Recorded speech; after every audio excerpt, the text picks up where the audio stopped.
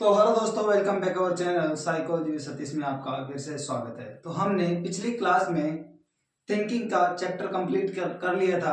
अब उसके बाद में आज हमारा जो नया टॉपिक है वो है थिंकिंग से रिलेटेड डिजीज, यानी कि ज्यादा थिंकिंग करने से ह्यूमन में कौन कौन सी बीमारियां हो सकती है। ठीक है, देखिए आज का जो हमारा ये वीडियो है थोड़ा सा लंबा हो सकता है क्योंकि इसमें बीमारियां हैं जो काफी बहुत ज्यादा है। ठीक है, लेकिन इस वीडियो में हम आपको कोई भी बीमारी छोड़ेंगे नहीं, सारी पढ़ाएंगे। ठीक है, तो हमारी जो पहली जो बीमारी है वो है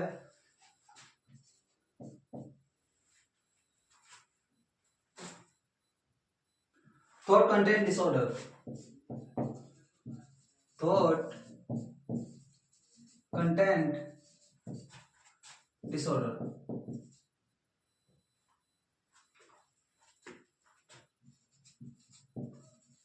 ठीक है, इसमें क्या होता है, सोच की विषय वस्तु में गड़बड़ी। इसमें सोच की विषय वस्तु में गड़बड़ी। ठीक है, इसमें क्या होता है, जो थिंकिंग प्रोसेस होती है ना उसमें गड़बड़ी आ जाती है। ठीक है, इसमें पहला पॉइंट है डेल्यूजन, DELUSION। ठीक है, इसको हम हिंदी में बोलते हैं भ्रम। हमें किसी चीज का भ्रम हो जाता है तो वह डेल्यूजन होता है। ठीक है, डेल्यूजन क्या होता है, परिभाषा देख लो इसकी।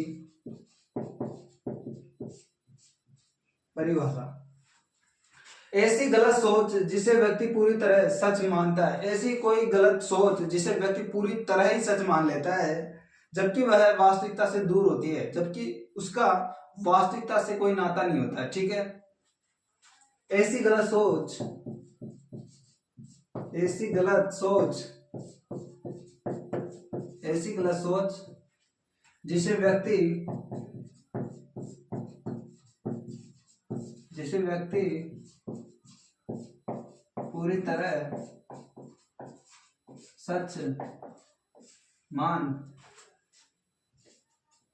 जिसे व्यक्ति पूरी तरह सच मान लेता है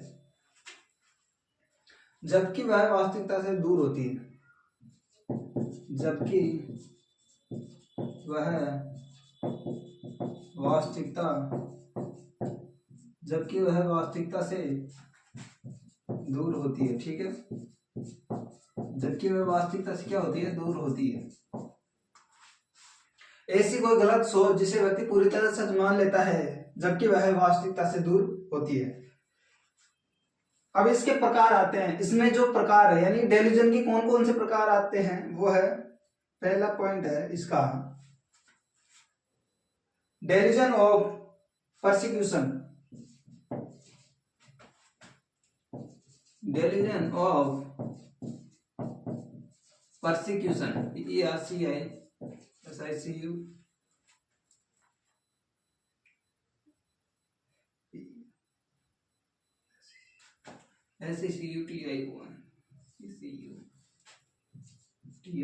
परसिक्यूशन। ठीक है, इसमें क्या होता है,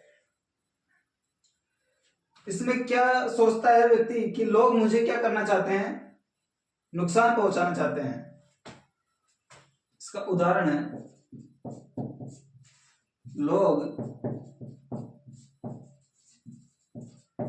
लोग मुझे नुकसान पहुंचाना चाहते हैं। ठीक है,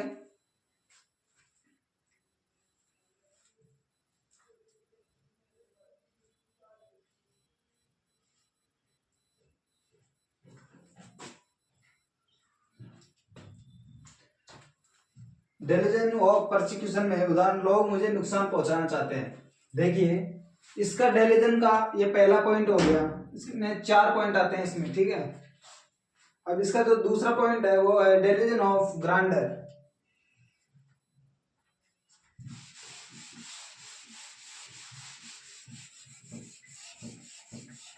इसका जो सेकंड पॉइंट है वो है डेरिवेशन ऑफ ग्रांटर। इसका दूसरा पॉइंट है DELUSION, डेरिवेशन ऑफ ग्रांटर।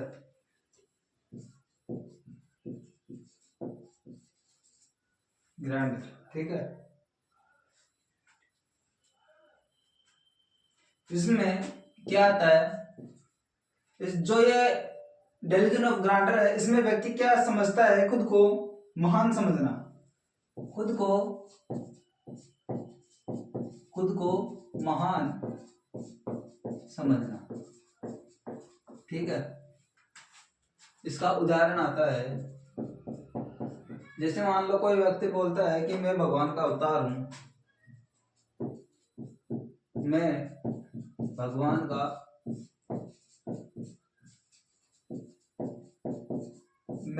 का अवतार हूं। डेरिवेशन ऑफ ग्रांटर में क्या आता है कि खुद को महान समझता है व्यक्ति। ठीक है। इसमें उदाहरण क्या आता है, मैं भगवान का अवतार हूं। व्यक्ति अपने आप को ऐसा साबित करता है कि मैं भगवान का अवतार हूं, ऐसे बोलता है वो लोगों से। तो वह किस डिजीज से जूझ रहा है, वो है डेरिवेशन ऑफ ग्रांटर, सीधी सी बात है। इसके बाद तीसरा पॉइंट है डेरिवेशन ऑफ रेफरेंस।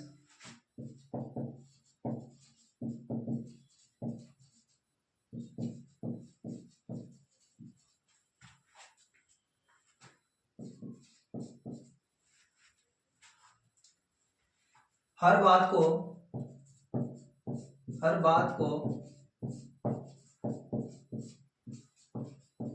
को अपने से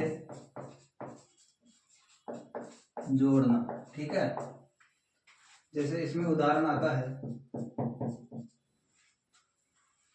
टीवी में जो न्यूज चल रही है वो मेरे लिए संदेश है। टीवी में जो न्यूज चल रही है वह मेरे लिए संदेश है।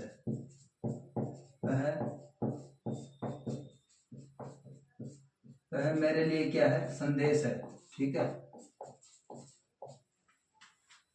डेरिवेशन ऑफ प्रेफरेंस में हर बात को अपने से जोड़ता है व्यक्ति। ठीक है। कोई भी बात हो तो उसका अलग ही मतलब निकालेगा, चाहे उस बात का कोई और ही मतलब हो। जैसे कि टीवी में जो न्यूज चल रही है वह मेरे लिए है, वह मेरे लिए संदेश है। जैसे कोई भी व्यक्ति टीवी में न्यूज देख रहा है, पॉलिटिशियन से हो, चाहे वह धार्मिक हो, चाहे किसी भी रिलेटेड से हो। ठीक है। कोई भी न्यूज चल रही है तो व्यक्ति उस न्यूज को अपने आप से जोड़ लेता है, तो डेरिवेशन ऑफ रेफरेंस के अंदर आएगा। ठीक है।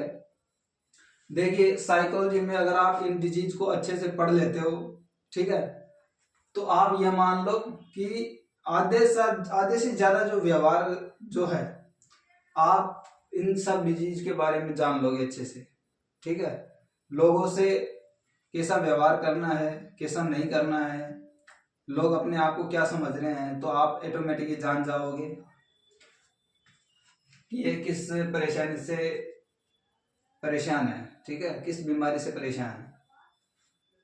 इसके बाद में डी पॉइंट आता है डेरिवेशन ऑफ कंट्रोल।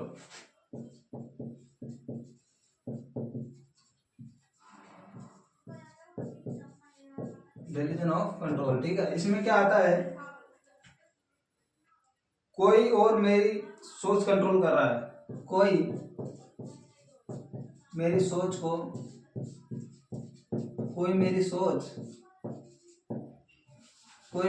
क्या कर रहा है, कंट्रोल कर रहा है। कोई मेरी सोच कंट्रोल कर रहा है।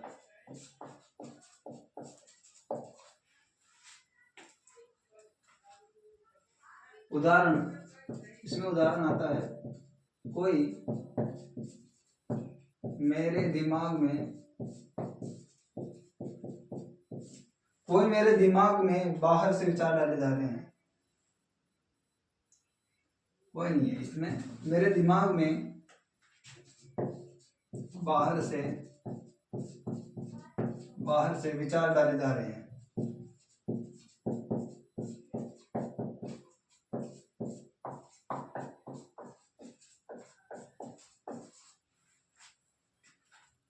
डेल्यूजन ऑफ कंट्रोल में कोई मेरी सोच को कंट्रोल कर रहा है, ठीक है। इसमें व्यक्ति क्या समझेगा कि कोई मेरी सोच को कंट्रोल कर रहा है, ठीक है। उदाहरण के तौर पर मेरे दिमाग में बाहर से कोई विचार डाले जा रहे हैं, इसमें व्यक्ति को लगेगा कि कोई मेरे दिमाग में कोई अन्य विचार डाल रहा है, ठीक है, अन्य कोई व्यक्ति विचार डाल रहा है।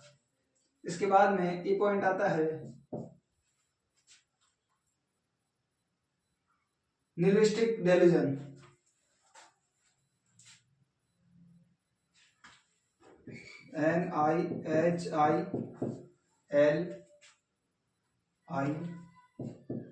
NIHILISTIC nihilistic delusion.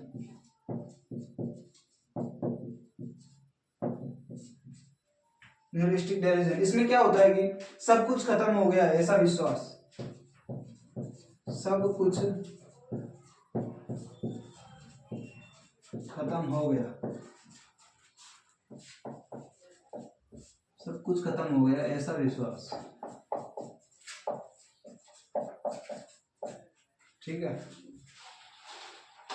सब कुछ खत्म हो गया ऐसा विश्वास। उदाहरण, मेरे शरीर के अंग काम ही नहीं कर रहे हैं। उदाहरण,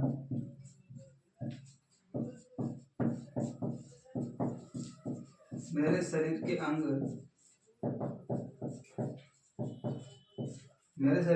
काम ही नहीं कर रहे हैं, काम ही नहीं कर रहे हैं।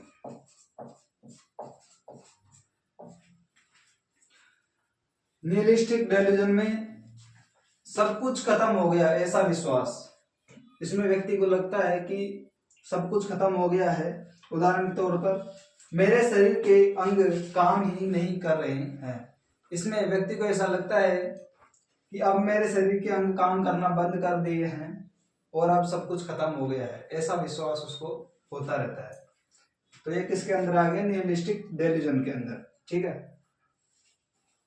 ये पहला पॉइंट कंप्लीट हो गया।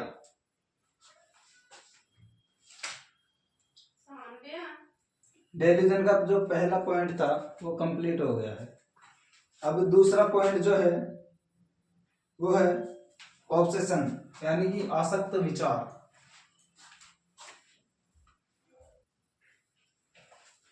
अब जो हमारा दूसरा पॉइंट आता है वो है ऑब्सेशन।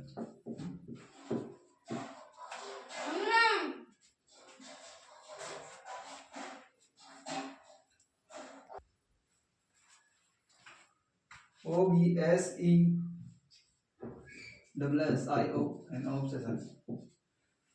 इसमें क्या होता है, इसको बोलते हैं हिंदी में आसक्त विचार। आसक्त विचार,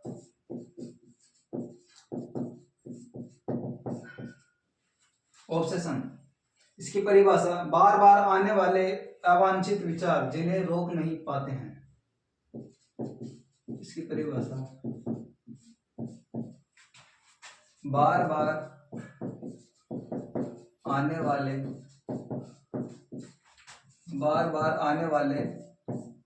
अवांछित विचार जिन्हें रोक नहीं पाते या जिन्हें रोका नहीं जाता, जिन्हें रोका नहीं जा सकता। ऑब्सेशन के अंदर क्या आता है कि बार बार आने वाले अवांछित विचार जिन्हें रोका नहीं जा सकता, उसे क्या कहते हैं? Obsession disease. इसमें उदाहरण आता है बार बार सोचना, जैसे इसमें उदाहरण क्या आता है? बार बार सोचना, बार बार सोचना, जैसे कि मैंने दरवाजा बंद किया या नहीं, मैंने दरवाजा बंद किया या नहीं। इस डिजीज में क्या आता है कि बार बार सोचता है कि मैंने दरवाजा बंद किया या नहीं। यदि वह बंद भी कर दिया तो भी वह ये सोचेगा कि मैंने शायद दरवाजा खुला छोड़ दिया, तो वह जाकर वापस चेक करेगा कि दरवाजा खुला है या नहीं, ठीक है। इसमें कोई सा भी उदाहरण दिया जा सकता है, जैसे पानी में जैसे बाथरूम में नल चालू छोड़ दिया हो तो वह देख के आएगा कि नल को बंद कर दिया या नहीं। ठीक है, इसके बाद में तीसरा पॉइंट आता है इसका,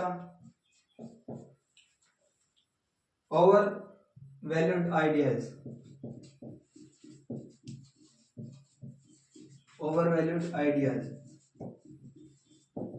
इसमें किसी एक विचार को जरूरत से ज्यादा महत्व देना।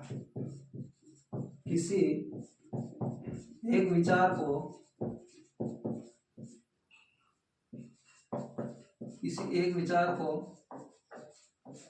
जरूरत से ज्यादा महत्व देना। उदाहरण, सुंदर दिखने के विचार में पूरी जिंदगी उलझ जाना।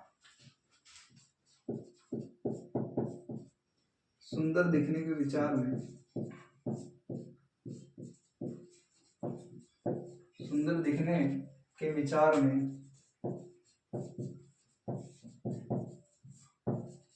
सुंदर दिखने के विचार में पूरी जिंदगी उलझ जाना।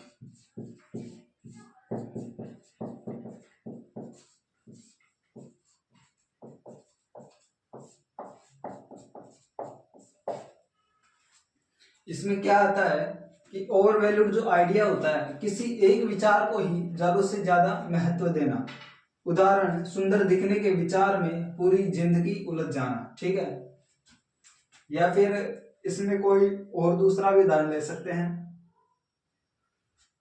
जैसे कि मान लो कोई स्टूडेंट है, वह एक विचार सोचता है कि हमें गवर्नमेंट जॉब पानी है, तो वह अपना जो है एक विचार को इतना ज्यादा इंपॉर्टेंस दे देता है कि वह दिन रात पढ़ाई में लगा रहता है। ठीक है, और वह नौकरी को अचीव कर लेता है। इसमें ओवर वैल्यूड जो आइडिया है इसी के अंदर आता है। ठीक है, अब इसमें बी पॉइंट है, थॉट प्रोसेस डिसऑर्डर।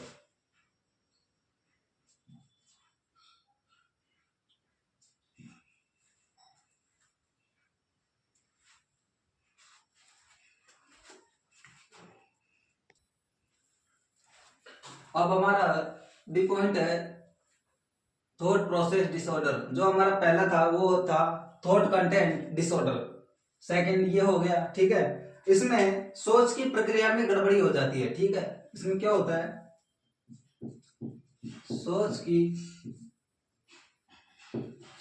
की प्रक्रिया में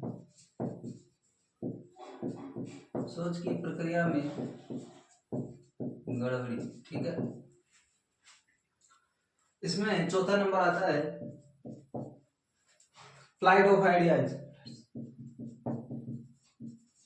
फ्लाइट ऑफ आइडियाज, इसमें क्या होता है, बहुत तेज सोच, एक विचार से दूसरे पर कूदना। ठीक है, इसमें बहुत तेज सोच यानी कि एक विचार से दूसरे विचार पर कूदना, यानी कि एक विचार से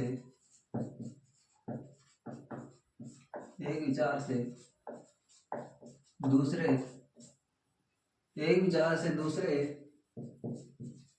विचार पर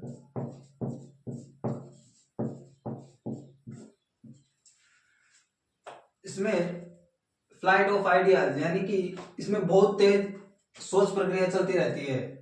ठीक है, इसमें एक विचार से दूसरे विचार पर ही हमारी जो थिंकिंग प्रोसेस होती है, एक विचार से दूसरे विचार पर ही फटाफट ही चली जाती है। ठीक है, कभी कभी हम एरोप्लेन में घूमने की बात करते हैं, मतलब सोचने लग जाते हैं, फिर बाद में आ जाता है हम बोट में घूम रहे हैं, फिर हम नाव में घूम रहे हैं। ठीक है, जैसे कि फिर आ जाता है जैसे हम ट्रेन में चल रहे हैं, कोई व्यक्ति सोचता है कि मैं ये कर लूंगा, मैं ये वो कर लूंगा, मैं वहां पे चल जाऊंगा, मैं अमेरिका चल जाऊंगा, यूरोप चल जाऊंगा, मैं विदेश में होता तो ये करता वो करता, ऐसे ऐसे फ्लाइट ऑफ आइडियाज आते रहते हैं। ठीक है, इसमें उदाहरण, ठीक है, उदाहरण, बिना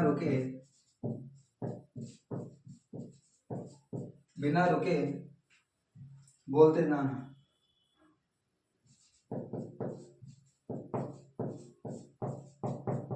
बिना रुके बोलते जाना, कोमा विषय बदलते रहना। मैंने बोला था ना, विषय बदलते रहना, विषय बदलते रहना, यानी कि एक स्थान से दूसरे स्थान पर जाने में बिल्कुल भी उनको टाइम नहीं लगता है। कहीं मैं अमेरिका घूम रहा हूँ, कहीं न्यूयॉर्क, कभी न्यूजीलैंड, ठीक है। यह ज्यादातर मेनिया में होता है, ठीक है। ये एक डिजीज है मेनिया में, ठीक है। ये उसमें होता है, बिना रुके बोलते जाना, विषय बदलते रहना, ये ज्यादातर मेनिया जो डिजीज है उसमें होता है, ठीक है। अब इसके बाद में आता है losing of association, losing of association,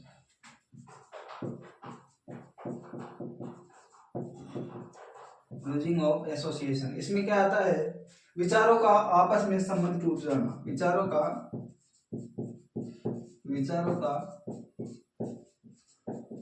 आपस में संबंध टूट जाना, संबंध टूट जाना, ठीक है। उदाहरण, सवाल कुछ जवाब कुछ। इसमें उदाहरण क्या होता है, सवाल कुछ और होता है और जवाब कुछ और देता है, सवाल कुछ जवाब कुछ।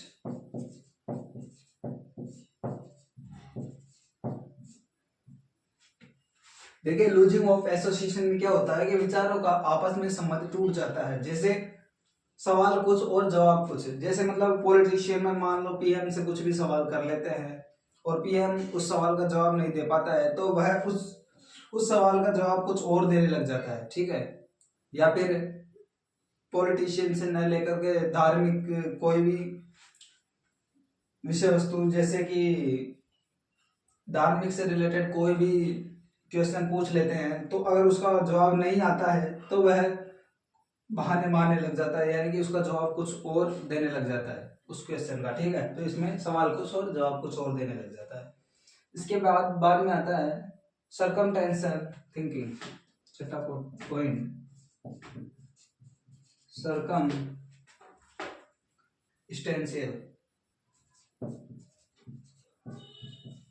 Circumstantial thinking, circumstantial thinking. इसमें क्या होता है, बहुत घुमा फिरा कर बात करना, अंत में मुद्दे पर आना, बहुत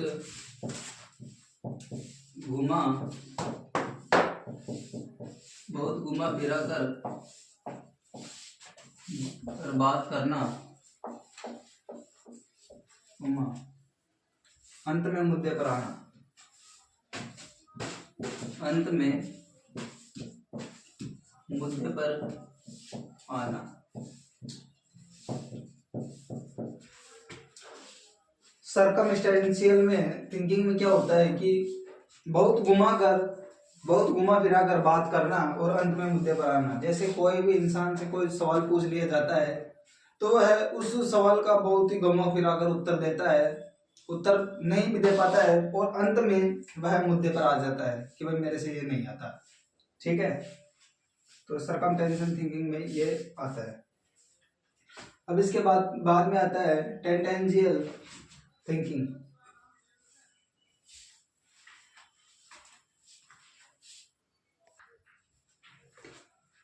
टेंजेंशियल थिंकिंग, बात शुरू सही लेकिन मुद्दे तक पहुंचते ही नहीं, बात शुरू सही। इसमें क्या होता है कि बात शुरू सही लेकिन मुद्दे तक पहुंचते ही नहीं, लेकिन मुद्दे तक पहुंचते ही नहीं, ठीक है। देखिए टेंडेंशियल थिंकिंग में बात शुरू सही लेकिन मुद्दे तक पहुंचते नहीं। बात जो होती है वो शुरुआत तो कर देते हैं, लेकिन इसमें क्या होता है कि मुद्दे तक पहुंचते ही नहीं है, ठीक है। बात को घुमा फिराकर अन्य जगह ले जाते हैं, ठीक है। उस बात का सही जवाब नहीं मिलता है। 8वां पॉइंट आता है प्रिजर्वेशन।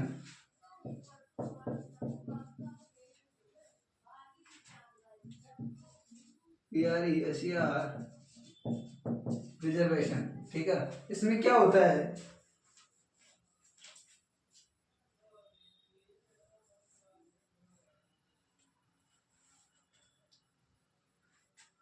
इसमें थोड़ा सा मिस्टेक हो गई।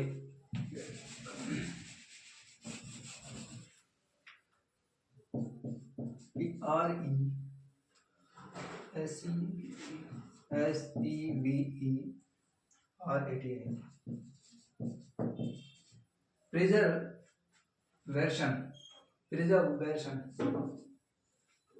प्रिजर्वेशन।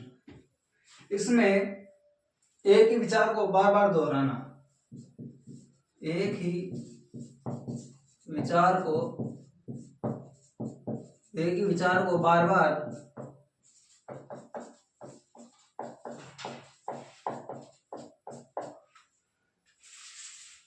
उदाहरण, हर सवाल का एक ही जवाब दे रहा। उदाहरण, हर सवाल का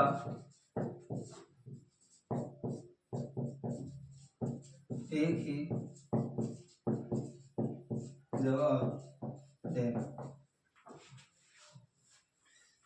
इसमें एक ही मतलब इसमें क्या होता है कि एक ही विचार को बार बार दोहराया जाता है, ठीक है। जैसे कोई भी मान लो कोई टीचर है, उसने अपने स्टूडेंट से कोई सवाल कर लिया, कोई क्वेश्चन कर लिया, ठीक है। तो स्टूडेंट जो है उसका एक ही जवाब दे रहा है, अलग अलग सवालों का भी वह एक ही जवाब दे रहा है, तो वह प्रिजर्वेशन में आता है, ठीक है, ये डिजीज। अब इसके बाद में 9वां पॉइंट आता है थॉट ब्लॉकिंग।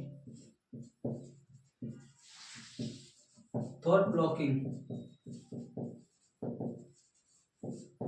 इसमें क्या होता है, अचानक सोच रुक जाना, अचानक सोच रुक जाना, अचानक सोच रुक जाना। इसमें जो थॉट ब्लॉकिंग होती है, इसमें जो थॉट जो होता है ब्लॉक हो जाते हैं, ठीक है, मतलब अचानक से सोच रुक जाती है। उदाहरण, बात करते करते अचानक चुप हो जाना। उदाहरण, बात करते करते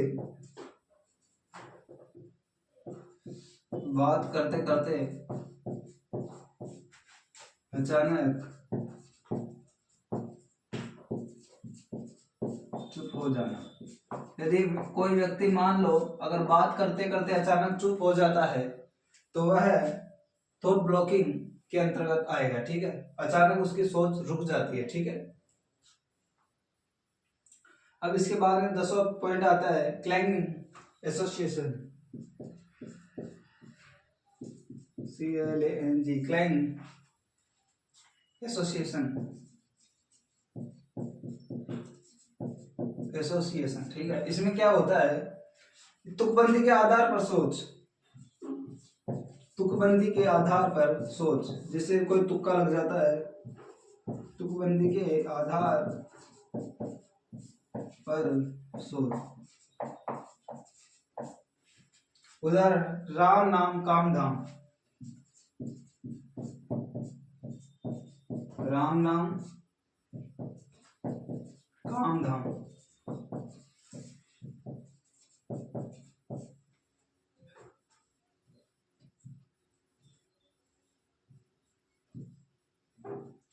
जैसे राम नाम काम धाम, तुकबंदी के आधार पर सोच होती है, राम नाम काम धाम, ठीक है।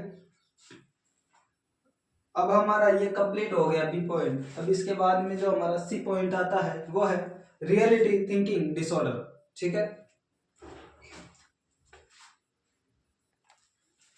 C point, reality thinking disorder.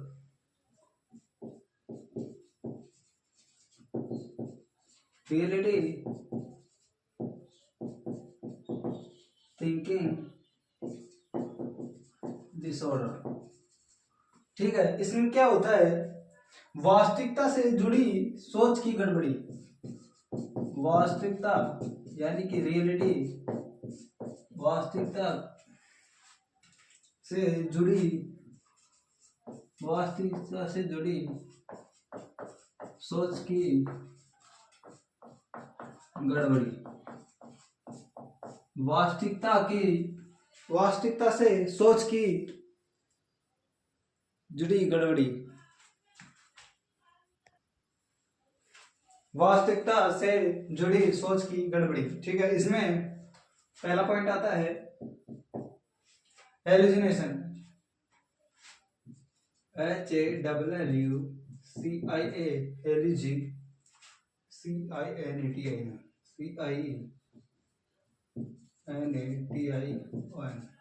Hallucination भ्रमात्मक अनुभूति।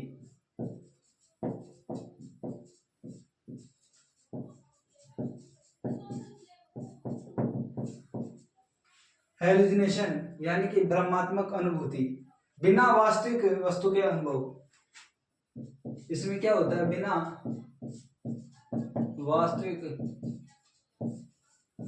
वास्तविक वस्तु के अनुभव होता है। ठीक है, बिना वास्तविक वस्तु के अनुभव। उदाहरण, आवाजें सुनना जबकि कोई नहीं बोल रहा। उदाहरण, आवाजें सुनना जबकि कोई नहीं बोल रहा। देखिए, हेलुसिनेशन होता क्या है, इसमें भ्रमात्मक अनुभूति होती है, जैसे कि बिना वास्तविक वस्तु के अनुभव, जैसे कि आवाजें सुनना जबकि कोई नहीं होता। इसमें क्या होता है कि मान लो कोई व्यक्ति है, वह रात को सो रहा है और अचानक उसकी आंखें खुलती है और उसको लगता है कि बाहर किसी की जैसे कि छम छम की आवाज सुनाई देती है उसको, तो ऐसे लगता है कि बाहर कोई भूत या कोई चुड़ैल होगी, तो उसको भ्रमात्मक जो अनुभूति होती है। ठीक है, इसके बाद में दूसरा पॉइंट आता है, वो है इल्यूजन। ठीक है, इल्यूजन वास्तविक चीज को गलत समझना,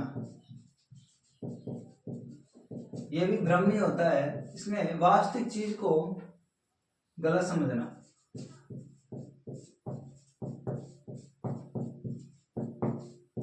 वास्तविक चीज को गलत समझना। ठीक है,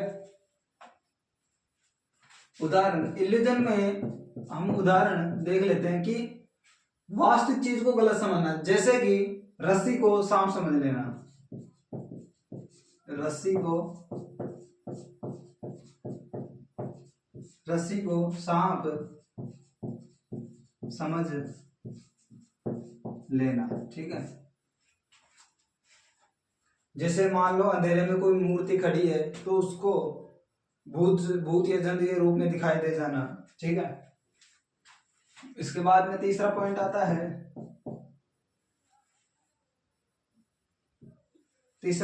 है, कॉग्निटिव डिसऑर्डर।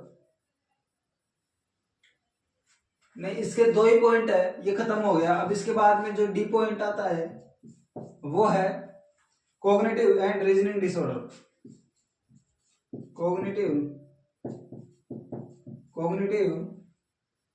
एंड रीजनिंग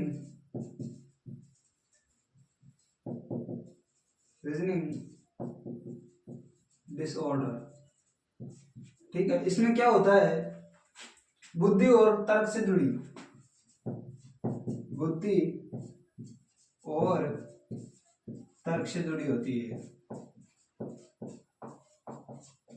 बुद्धि और तर्क से जुड़ी होती है। ठीक है, इसमें पहला पॉइंट आता है डी का, कॉग्निटिव डिस्टोरेंस।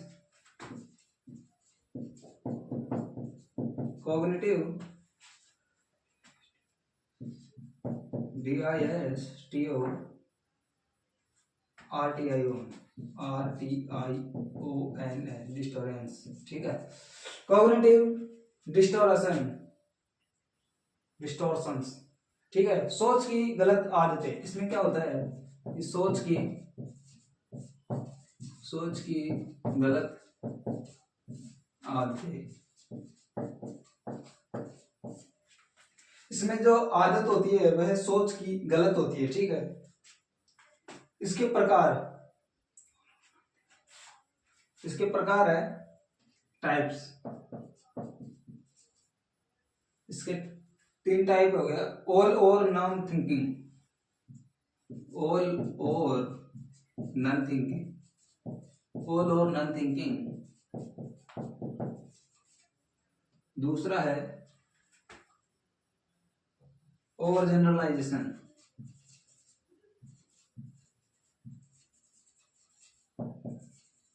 ओवर जनरलाइजेशन, ठीक है। तीसरा है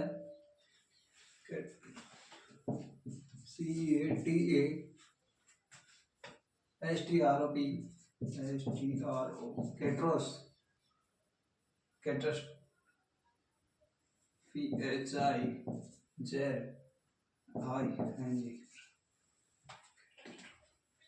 कैटास्ट्रोफिज्म। कॉग्निटिव डिस्टर्बेंस, सोच की गलत आदतें। इसमें टाइप है, 3 टाइप है इसकी, ऑल और नॉन थिंकिंग। दूसरा होता है ओवर जनरलाइजेशन और कैटास्ट्रोफिज्म, ठीक है। इसकी 3 आदतें होगी। उदाहरण के तौर पर इसमें एक उदाहरण आता है, इसका उदाहरण मैं यहाँ पे लिख देता हूं।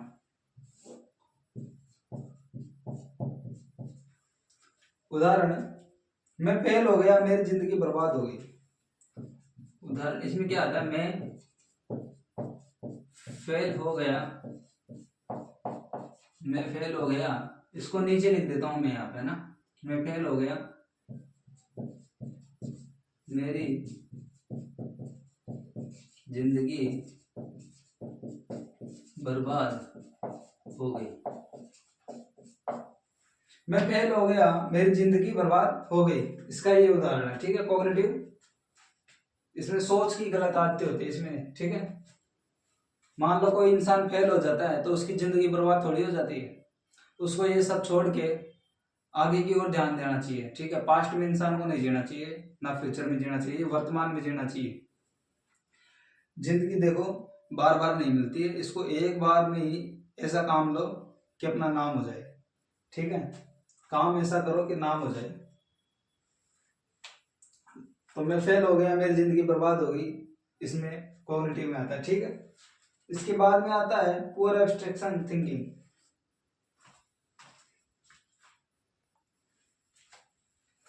इसमें चौथा आता है poor abstract thinking. Poor abstract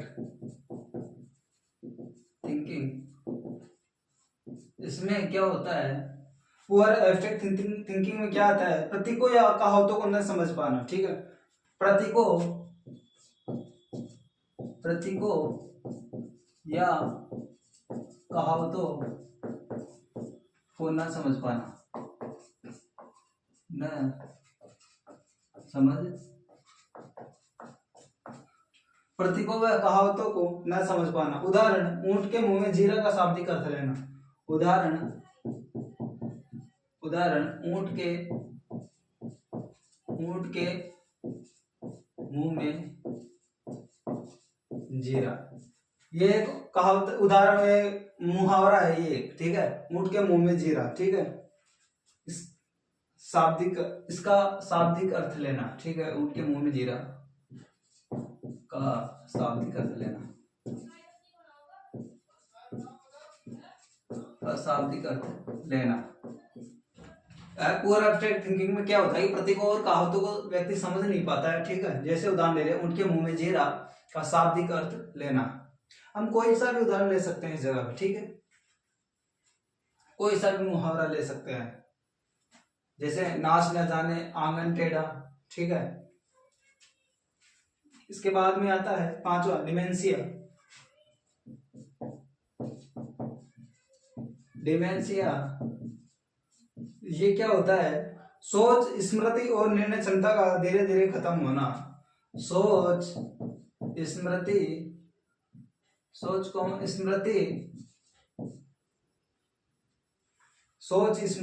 और निर्णय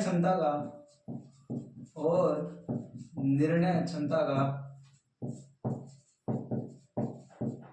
निर्णय क्षमता का धीरे धीरे खत्म होना।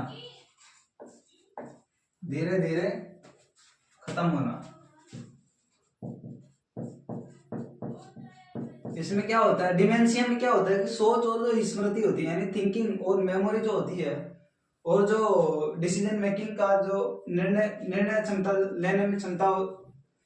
क्षमता जो होती है धीरे धीरे खत्म होने लगती है। ठीक है, वह डिसीजन नहीं ले पाता है और सोच और स्मृति धीरे धीरे खत्म होने लगती है। ठीक है, उदाहरण एल्जाइमर डिजीज, इसका उदाहरण कौन सा है, एल्जाइमर डिजीज।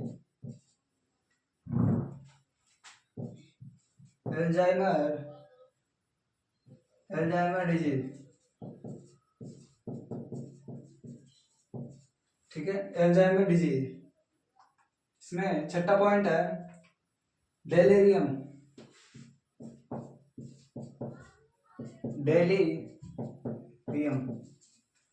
ठीक है, अचानक भ्रमित सोच। इसमें क्या होता है कि अचानक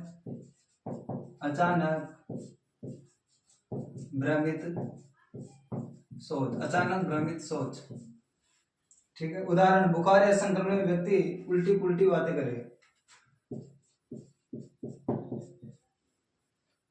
बुखार या संक्रमण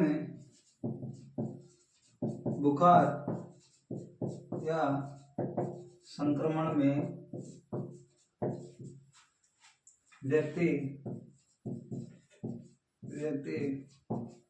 उल्टी सीधी बात करना, व्यक्ति द्वारा उल्टी सीधी बातें करना। ठीक है,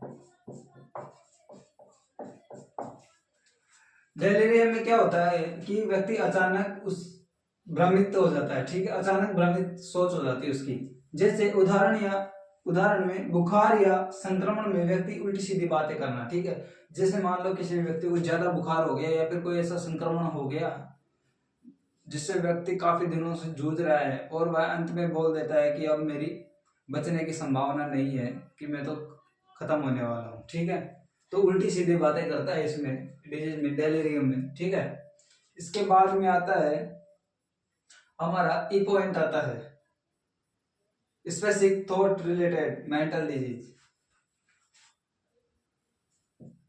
इसमें ई पॉइंट आता है हमारा स्पेसिफिक थॉट रिलेटेड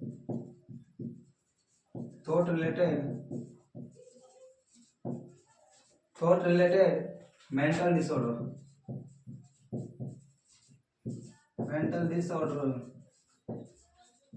ठीक है, इसमें क्या होता है कि विशेष मानसिक रोग होता है। ठीक है, ये विशेष मानसिक रोग, इसमें विशेष मानसिक रोग आते हैं। Specific thought related mental disorder में विशेष मानसिक रोग आते हैं। ठीक है, जिसमें पहला है, या फिर हम इसको ऐसे लेके चलते हैं, इसमें 7वां पॉइंट है स्किज़ोफ्रेनिया।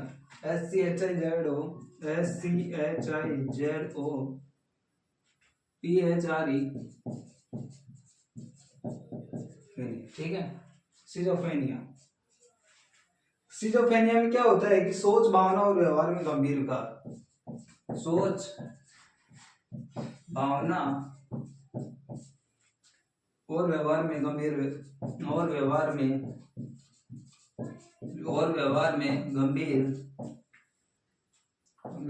क्या होता है, गंभीर विकार। और व्यवहार में गंभीर विकार। इसके लक्षण कौन कौन से होते हैं वो देख लेते हैं। लक्षण होते हैं भ्रम, अव्यवस्थित सोच। इसमें लक्षण भ्रम, अव्यवस्थित सोच,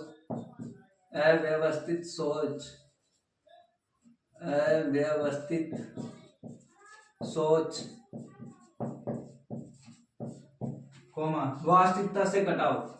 इसमें क्या होता है, वास्तविकता से कटाव हो जाता है।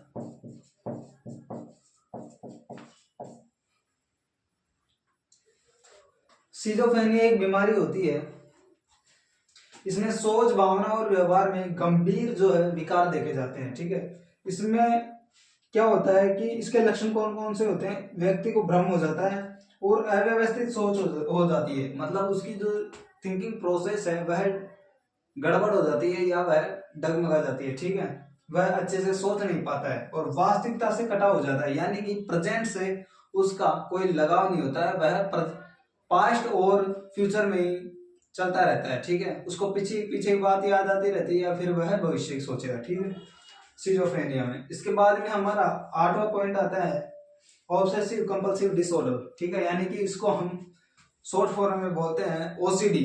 इसका मतलब क्या होता है? बार बार गलत सोच और बार बार काम, ठीक है। इसमें यह होता है कि मान लो हमें कोई बीमारी हो गई, तो उस बीमारी से ठीक होने के बाद भी व्यक्ति ओसीडी का पेशेंट रहता है। जैसे कि मान लो किसी व्यक्ति को दाद हो गया, दाद एक जैसे दाद हो गया, ठीक है, और वो ठीक भी हो गया दाद के कारण, लेकिन उसके दिमाग में ये है कि जैसे मान लो मैंने किसी चीज को छुआ, तो छूने से उसके हाथ में संक्रमण फैल सकते हैं, उसको ये डाउट रहता है। तो ठीक है, मान लो दरवाजा है, तो उसको दरवाजे की कुंडी पकड़ने पर भी उसको ये डाउट रहता है कि इस पर संक्रमण हो सकते हैं, तो वह बार बार जाकर हाथ धोएगा, ठीक है। यानी कि कोई भी डिजीज हो या फिर किसी भी चीज का उसको किसी भी चीज से उसको दिक्कत हो, तो ये ओसीडी के अंतर्गत आता है, ठीक है। बार बार वह हाथ धोने जाएगा, यानी कि गलत काम, गलत सोच होती है उसकी। 8वां पॉइंट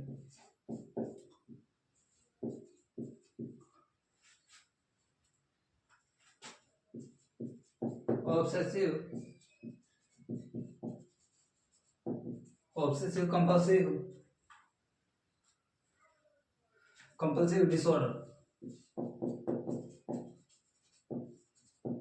ठीक है। इसमें क्या होता है? बार बार गलत सोच,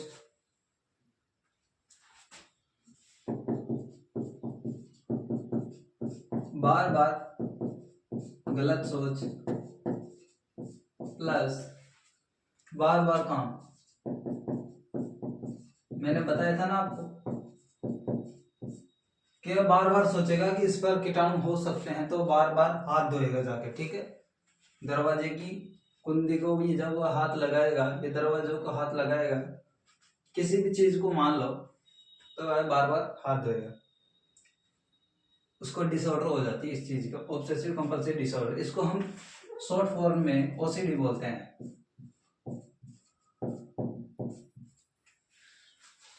यह एक्यूट डिजीज भी हो सकती है और क्रोनिक डिजीज भी हो सकती है, ठीक है। 9वां पॉइंट आता है हमारा डिप्रेशन, डिप्रेशन, ठीक है। नकारात्मक सोच का हावी होना। हम बोलते हैं ना कि भाई डिप्रेस्ड मत होना, नकारात्मक सोच का, नकारात्मक सोच का हावी होना, ठीक है। उदाहरण, मैं किसी काम का नहीं, मैं किसी काम का। डिप्रेशन में जब व्यक्ति चला जाता है, डिप्रेशन में जब व्यक्ति चला जाता है तो नकारात्मक सोच उस पर बहुत ज्यादा हावी हो जाती है और वह व्यक्ति अपने मन ही मन घुटता रहता है, ठीक है।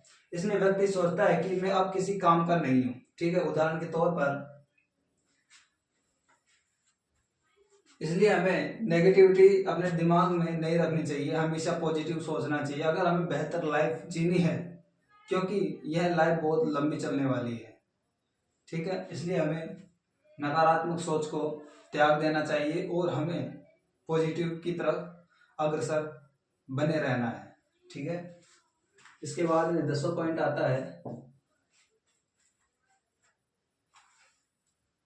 Bipolar disorder.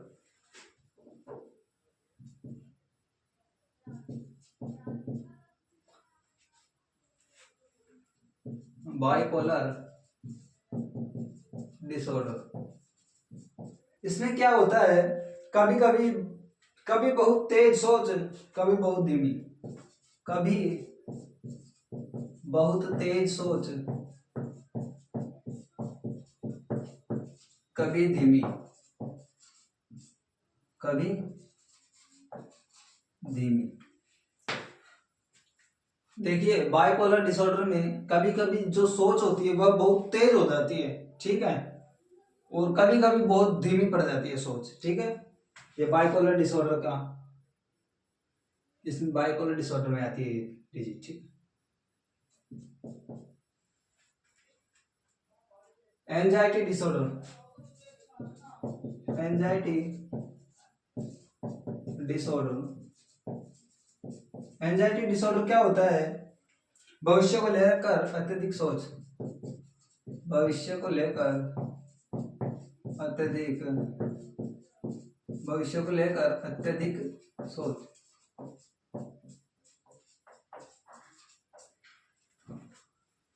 Anxiety disorder, anxiety हो जाती है, किसी इंसान को तनाव हो जाता है तो भविष्य को लेकर वह अत्यधिक सोच में पड़ जाता है, ठीक है। एंजाइटी होती तब है जब वह भविष्य के बारे में ज्यादा सोचेगा। हमें ज्यादा नहीं सोचना चाहिए किसी भी चीज को लेकर, चाहे वह भविष्य से रिलेटेड हो या पास्ट से या प्रेजेंट से, ठीक है। किसी भी वस्तु को हमें ज्यादा लोड नहीं लेना चाहिए किसी भी चीज का, ठीक है। पैरानॉइड पर्सनालिटी डिसऑर्डर, 12वां paranoid personality disorder, paranoid personality disorder, इसमें हर किसी पर शक रहना, हर किसी पर शक रहना। पैरानॉइड पर्सनालिटी डिसऑर्डर, इसमें क्या होता है कि हर किसी पर शक रहना। मान लो किसी व्यक्ति को अगर ये पैरानॉइड पर्सनालिटी डिसऑर्डर है तो वह व्यक्ति क्या सोचेगा, मतलब हर किसी इंसान पर उसको शक रहेगा।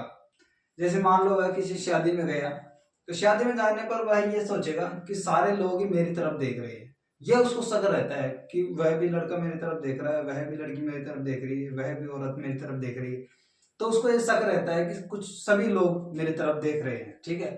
बल्कि ऐसा वास्तविकता में ऐसा कुछ भी नहीं होता है, ठीक है। इसके बाद में हमारा नेक्स्ट है डेल्यूजनल डिसऑर्डर,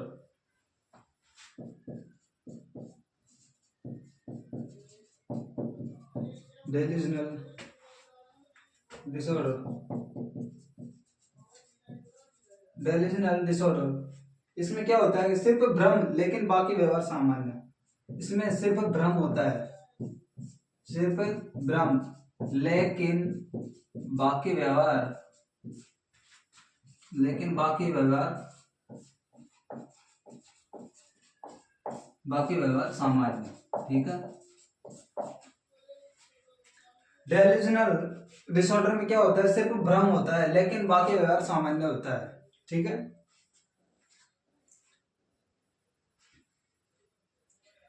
नेक्स्ट है ऑटिज्म स्पेक्ट्रम डिसऑर्डर,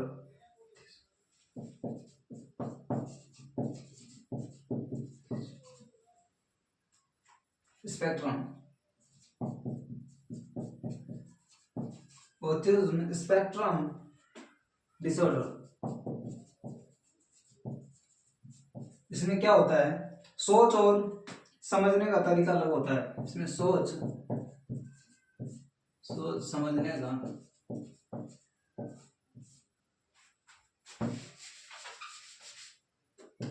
सोच और समझने का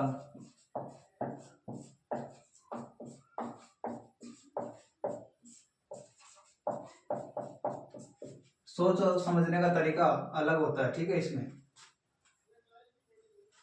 अब इसके बाद में आता है intellectual disability, intellectual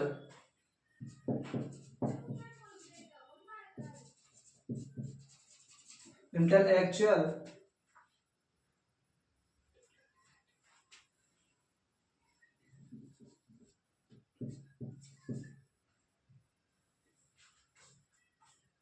disability, DISABLITY, ठीक है। इसमें क्या होता है, सोचने की क्षमता सीमित होती है।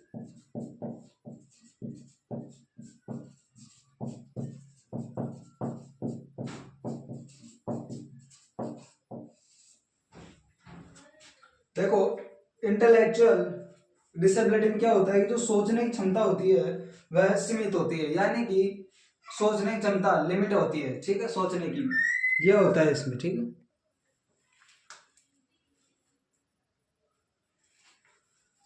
तो ये थिंकिंग से रिलेटेड सारी डिजीज मैंने आपको ये बता दी है, आप इन्हें चाहो तो अपनी नोटबुक में लिख सकते हो।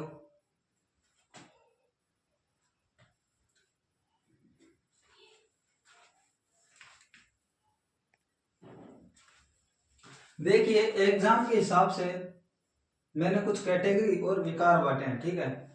थॉट कंटेंट में डेल्यूजन और ऑब्सेशन आएगा, ठीक है। थॉट प्रोसेस में फ्लाइट ऑफ आइडियाज और ब्लॉकिंग आएगा, ठीक है। और रियलिटी थिंकिंग में हेलुसिनेशन और इल्यूजन आएगा। और कॉग्निटिव में डिमेंशिया और डिस्टॉर्शंस आएगा। और मेजर जो डिसऑर्डर है, यानी कि बड़े जो ज्यादा लेवल पर डिसऑर्डर, ये है सिजोफ्रेनिया और ओसीडी है, ठीक है। देखिए, मैंने सारी डिजीज आपको बता दी है। इन डिजीज को आप अच्छे तरीके से याद कर लेना, ठीक है। और अगर आप ये सब जो डिजीज को अच्छे से याद कर लेते हैं, अगर साइकोलॉजी को आप अच्छे से पढ़ लेते हैं, तो आप मानव व्यवहार के बारे में अच्छे से अध्ययन कर पाएंगे, ठीक है। तो ये सब कंप्लीट हो गया है आज हमारा, ठीक है। थिंकिंग प्रोसेस कंप्लीट हो गया है। तो आपको हमारा पढ़ाया हुआ कैसा लगा, ये आप हमें कमेंट के माध्यम से बताएं। और आप हमारे चैनल को लाइक, शेयर और सब्सक्राइब अवश्य करें। धन्यवाद।